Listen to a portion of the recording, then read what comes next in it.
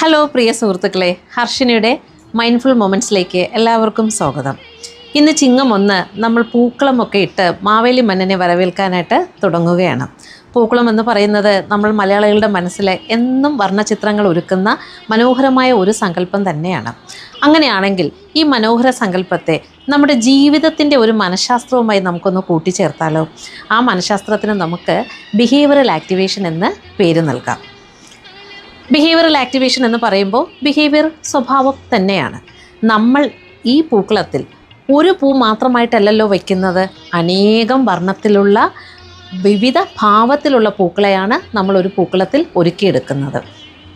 അതുപോലെ തന്നെ നമ്മുടെ ജീവിതത്തെ ഒരു പൂക്കളമായി സങ്കല്പിച്ചുകൊണ്ട് നമ്മുടെ വ്യക്തിത്വത്തെ ഒരു പൂക്കളവുമായി തന്നെ നമുക്ക് താരതമ്യപ്പെടുത്തിക്കൊണ്ട് പലതരത്തിലുള്ള വർണ്ണ നിറങ്ങളിലുള്ള പൂക്കൾ കൊണ്ട് നമ്മൾ നിറയ്ക്കുകയാണെങ്കിൽ മനോഹരമായ ഒരു ജീവിതത്തിൻ്റെ ഒരു പൂക്കളം നമുക്ക് ഉണ്ടാക്കിയെടുക്കുവാനായിട്ട് സാധിക്കില്ലേ?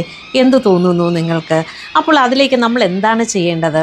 നമ്മൾ ദിവസവും ഇനി വരുന്ന 10 ദിവസം ഇല്ലേ പൂക്കളമൊക്കെ ഒരുക്കി മാവേലി മന്നനെ വരവേൽക്കുന്ന പോലെ ഒരു 10 ദിവസം അല്ലെങ്കിൽ ഒരു 15 ദിവസം ഒരു ബിഹേവിയറിനെ ഒരു പൂവായിട്ട് തന്നെ സങ്കല്പിച്ചുകൊണ്ട് നമ്മുടെ ജീവിതത്തിൽ ദിവസവും അത് ആക്ടിവേറ്റ് ചെയ്യാനായിട്ട് നമ്മൾ ശ്രമിക്കുക. ഒരു ഉദാഹരണം പറയുകയാണെങ്കിൽ ദിവസവും ഒരു 15-20 മിനിറ്റ് നമുക്ക് നടക്കുവാനായിട്ട് പോകാം. ഒരു നല്ല സുഹൃത്തിനോട് നമുക്ക് സംസാരിക്കാം. കൃത്യസമയത്ത് നമുക്ക് ഭക്ഷണം കഴിക്കാം, കൃത്യസമയത്ത് നമുക്ക് ഉറങ്ങാം.